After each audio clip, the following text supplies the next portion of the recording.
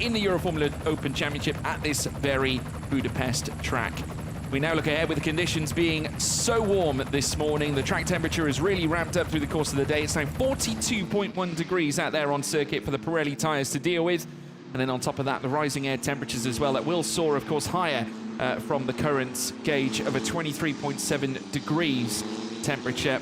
That will, of course, lift itself up heading through to the race later on this afternoon. But speaking of lifting up, can't lift any higher, really, than Yevon David so far. Currently, Yevon David leading the championship on 163 points after laying claim to 4 victories through the course of this campaign. The last one being back in our last race at Hockenheimring, and that was his one race win of the weekend. He won at Spa as well, twice at Portimao. He has won one race at least in the last 3 rounds from each and every single round, and now looking to win again this time around with Michael Shin in second in the championship, just ahead of Timot Kaharczyk, who had a really tough weekend back at Hockenheim after a breakthrough Spa weekend. He's going to be looking to bounce back this time. George Morgan here in the commentary box as we ride on board here with Yevon David. Qualifying now underway for the first race of the weekend.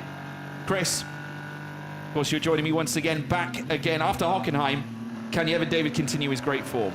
Oh, I don't see any reason why not, but he's got some stiff competition, hasn't he? Michael Shin has been in a rich vein of form lately. Of course, Timot Kaharczyk, slightly disappointing weekend for him in Hockenheim, and he'll be looking to bounce back. I think those are probably 3 of the biggest contenders, but we shouldn't count out Ed Pearson, another race winner from this season, and Nielsen Racing going very strong in their first season of single-seater competition.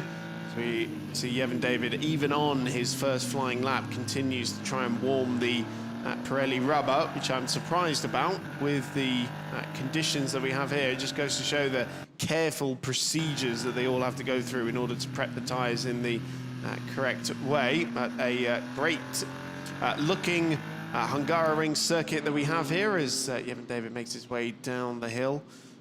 And you can see slightly revised liveries on the Nielsen Racing cars. So the number 24 here with the gold nose and the red beam on the rear wing. We saw Finn Green with the green beam on the rear wing, which was quite handy. And then Sean Rashid's car with a lot more blue on it as well. But that was Ed Pearson making his way through. And Timot Kaharczyk also with a new livery. I hadn't seen that one yet, but a lot more colour on that BVM racing machine that was fastest yesterday, 1:35.552 for the Polish driver.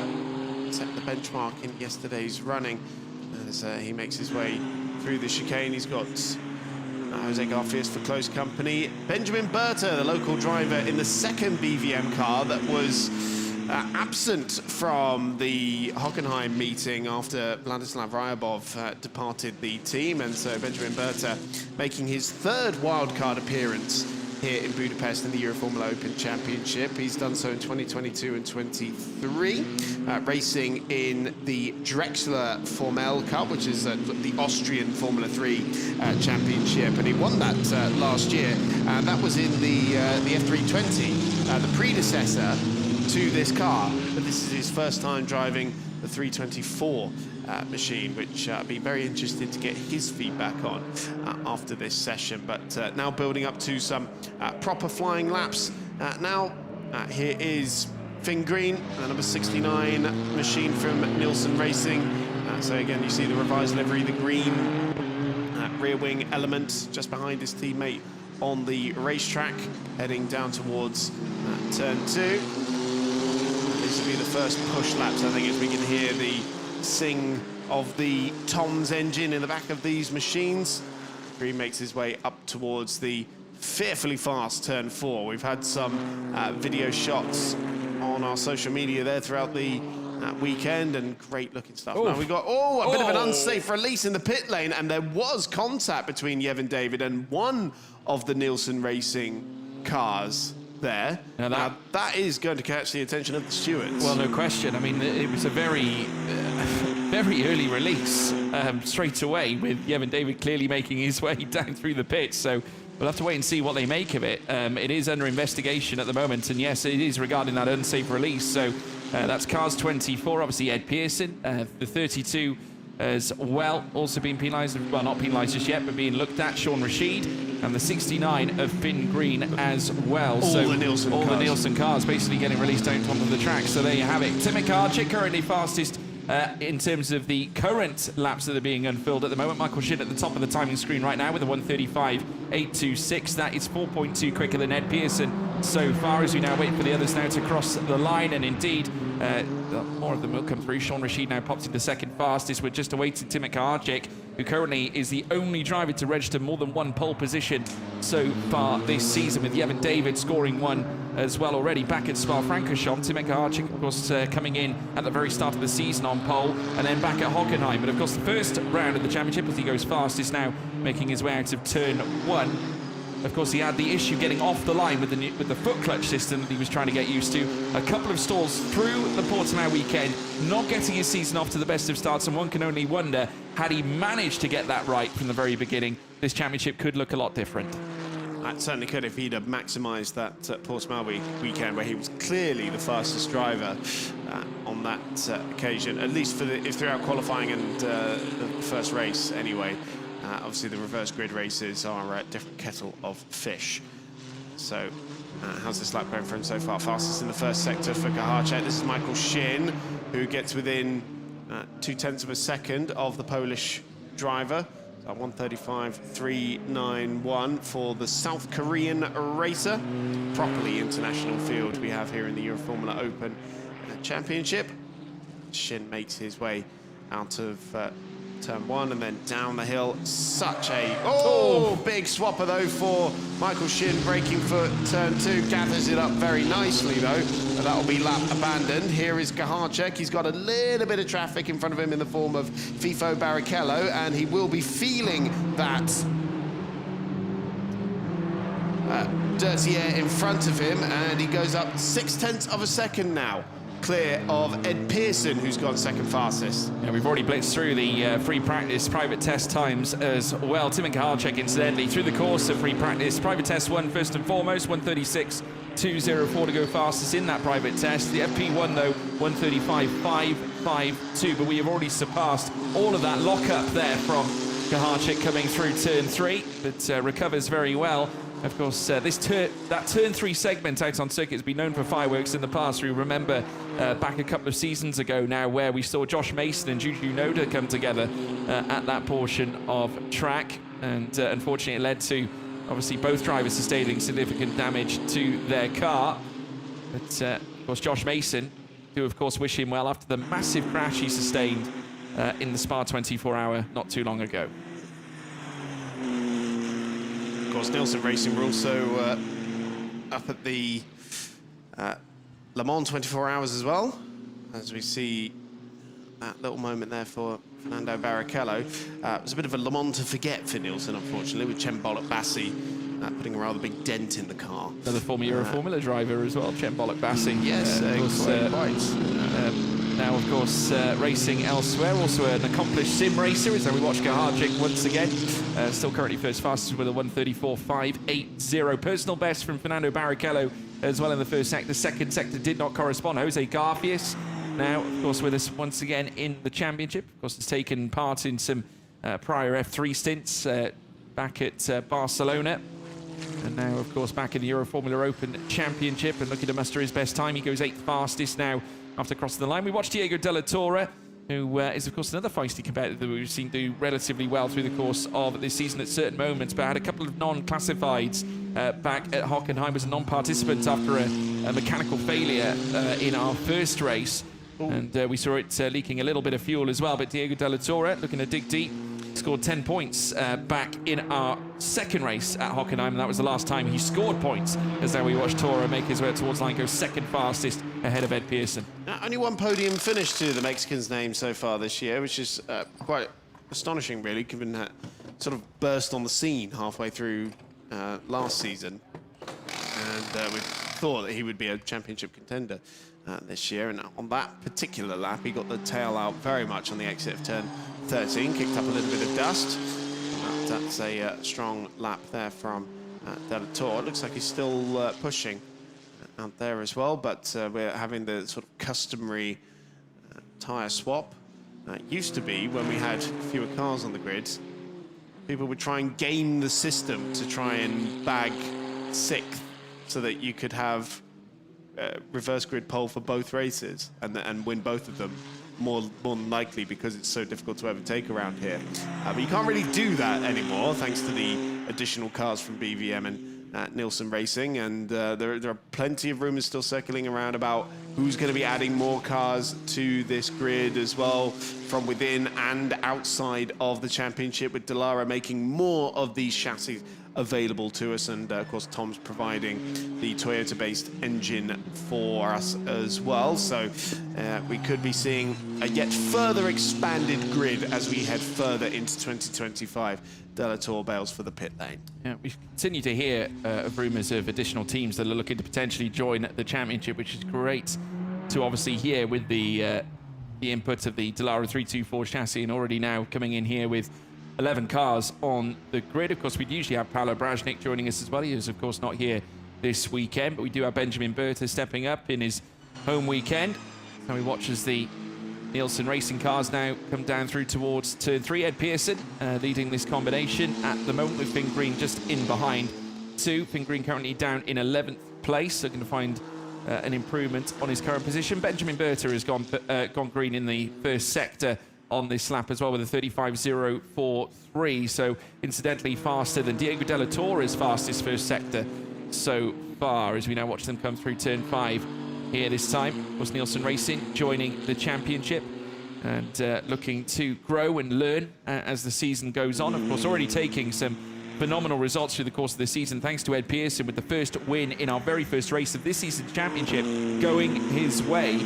So technically led the championship for a brief point, which no wonder. I mean, obviously Nielsen would have been absolutely delighted to open their account in the best manner possible with a race win in the first ever race of 2025. So Benjamin Berta not only green in the first sector, but also finding time in the middle as well, makes his way up towards the line, and he will move up to 5th fastest on his return to the Euroformula Open Championship. A nice lap there by Berta. See where he ends up. Ran over just a little bit of debris that somehow made its way over to the racing line, the braking zone for turn 1. Just had a little chirp from the Pirelli tyres there as he made his way through that tight first corner. On turn 2, this is where we saw Michael Shin have a bit of a swapper earlier on. It's astonishing. They go all the way out to the right-hand side of the racetrack. They don't have to compromise turn 2 at all to open up turn 3. Such is the grip of this car. It's astonishing the speed that they can carry through there in these sub-Formula 3 level cars. And it's fastest in the first sector for Benjamin Berta. Yeah, brilliant first sector here, 300ths up on the current fastest time that was enlisted by Timek Kaharczyk so far. It was a 34.985 here from Berta, and we'll be looking to correspond in sectors 2 and 3. We mentioned, of course, how this car, you know, the 324 can be maneuvered around this course, you know, in such a majestic fashion. The 320 was largely the same, and fortunately for Berta, losing lots of time in that middle sector. He's beyond half a second behind against Timek Kaharczyk at the moment. It's got a little bit of traffic as well with Evan David. I think he kind of preempted meeting David's car later on in the lap. So he'll have to go again and try and muster the same speed in the first sector as he did this time around. But just speaking about how nimble this 324 is, the 320, I remember back in 2022 where we witnessed the big battle between Ollie Goethe, Christian Mansell, and then eventually Francesco Simonazzi, and the endless switching and swapping. Goethe, of course, going wide through turn 1 back then, and Simonazzi swapping all over the back of Goethe's car on the escape coming out of turn 2.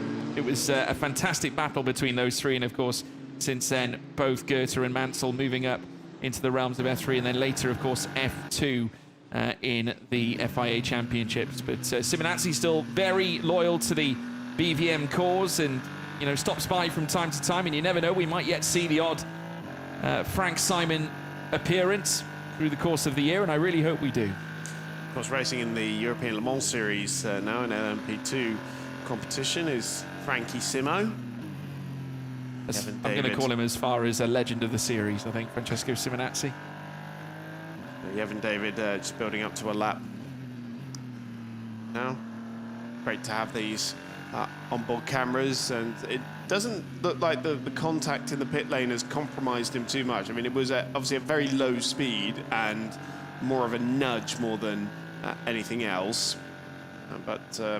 Managed to get it stopped in time, I think, just about. We'll check in with the team afterwards just to make sure nothing was too broken in there. Of course, that car's been back into pit lane since then, and they might be able to bandage up any open wounds. Lots of gravel that's been kicked up over to the right-hand side of the circuit. I don't think the marshals managed to get a chance to sweep the circuit after the GT Open qualifying that we just had, where there were definitely several cars that made their way through that gravel trap. Yevon David then, championship leader, building up to a lap here in Hungaroring, and it looks like it's going to be a second build lap, actually, for the Sri Lankan. Yeah, obviously not happy with the temperature on the tyres at the moment. Just wanted to add a little bit more of a sticky surface to the top layer of the Pirelli tyre, as we now watch as the number 5 of Benjamin Berta once again makes his way around the circuit. Got Ed Pearce crossing the line, still remains third fastest, just inside half a second away from Timet Kaharczyk. Got personal best here from Michael Shin as well in the first sector of 35.035. It's a 34.987 as well for Everett Stack, who we haven't really seen much of through the course of this qualifying session, and neither have we seen much of Jose Garfias so far. Fernando Barrichello, of course, further back too. Michael Shin has gone purple in that middle sector as well, so more times to be sent in here with 3 or so minutes still to go. Here is Michael Shin now coming out of the final couple of corners out of 13 and now through towards turns 14. Now currently second in the championship, mustered his first win of the season back at Hockenheim in race 1. We're looking to now lift himself to the top ahead of Timet Kaharczyk this time, and will go fastest with a 1:34.405. So the man who was fastest in FP2 back to the top. And Everett Stack, I said that he's been in very much in should we see stealth mode through the course of this session, now in second place position. So these are the fresh tyres aboard these cars and going for a second run, so they're finding a good bit of time up there. I think I heard a squeal from a locked tyre for Michael Shin going into the first corner on this lap. There's only 2.5 minutes left on the clock, and so they need to make these laps count. And track position here is so key. Kaharczyk doesn't manage to beat Shin on that last lap, though. 0.005 of a second behind the South Korean. Yevon David now building up to the push lap as he heads towards turn 1. Barrichello up to 4th on that last lap. And Michael Shin's going even quicker at the start of the lap.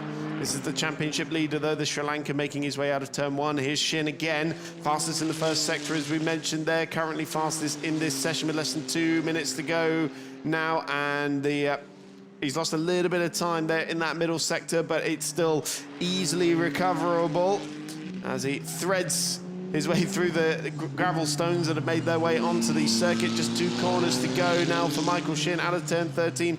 Nice, neat and tidy. Plenty of grip here through turn 14 as well. It's a long right-hander. Picked the moment to put the power down. Drives up towards the timing line. And where does this put Michael Shin? He goes further still.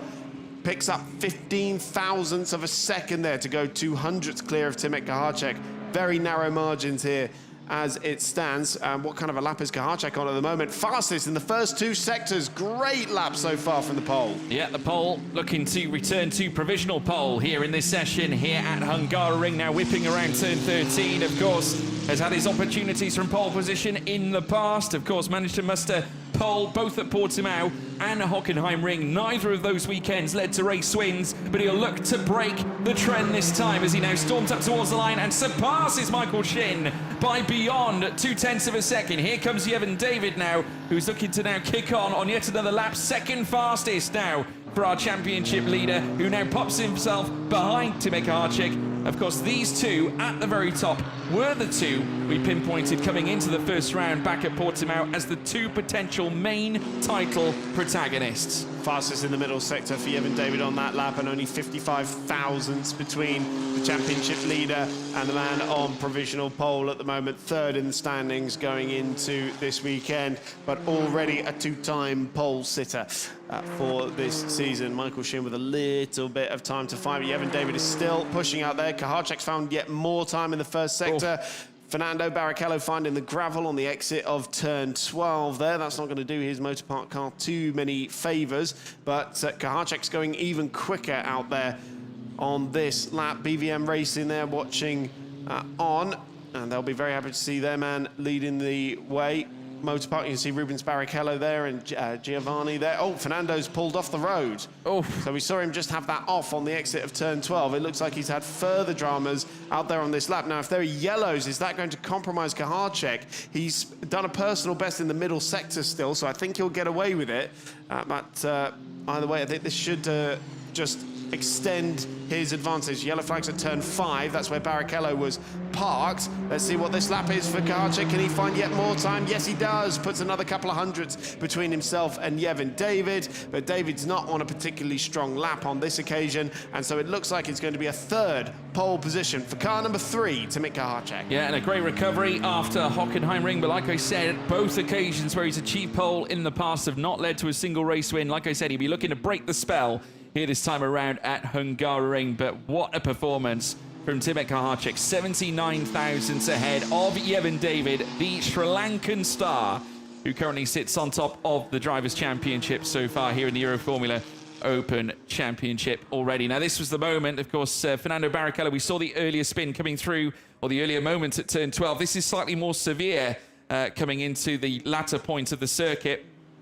So that essentially leading to the eventual moving into the side off track. There's Rubens Barrichello there inside the garage. Akshay Bora watching on just in behind as well. Of course, Rubens was supporting his other son at Le Mans a few weeks ago.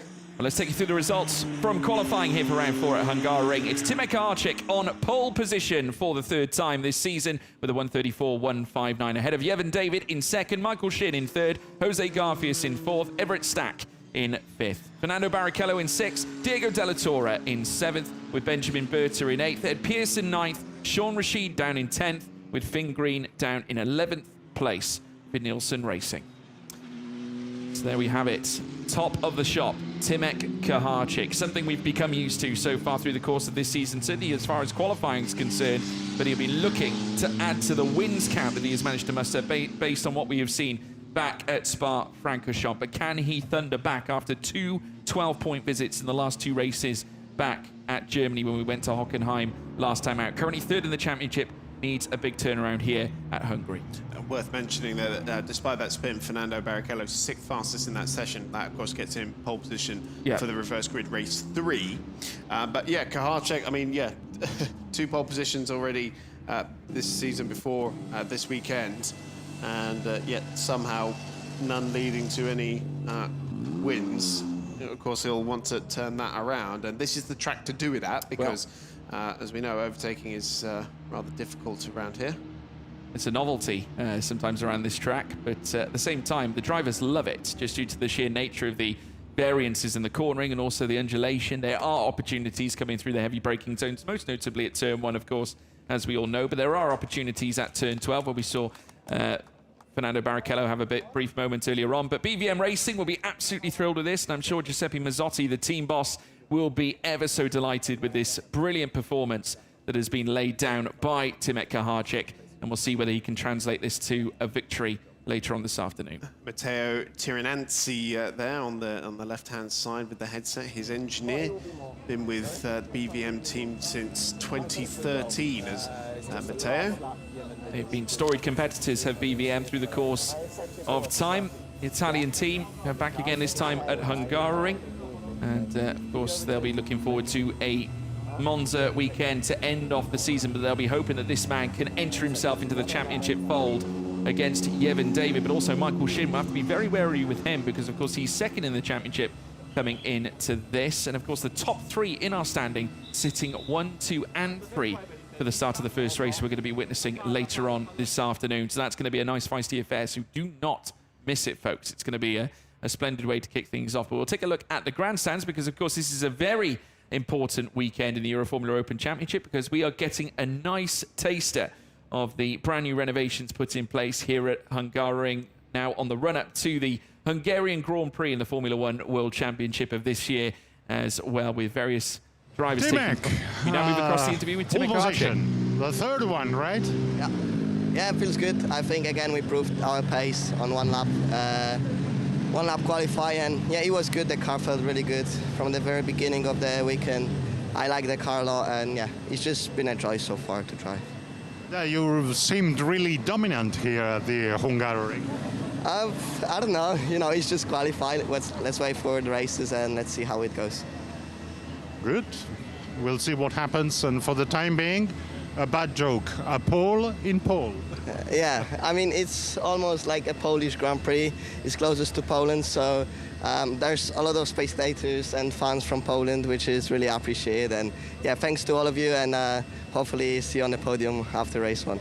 And maybe towards in Poly. Dziękuję wszystkim za wsparcie, za przybycie, za to, że tu jesteście. Naprawdę widać dużo polskich flag i jestem ultra za to wdzięczny. Dziękuję za całe wsparcie i mam nadzieję, że będzie dobry weekend przed nami i do zobaczenia na podium. Dziękuję. Well done. That is a man who's already been on pole before and knows exactly what it takes to obviously land the big prizes. Yet to take a win after taking pole. He's going to look to change that, though, this afternoon at 4:20. Join us then.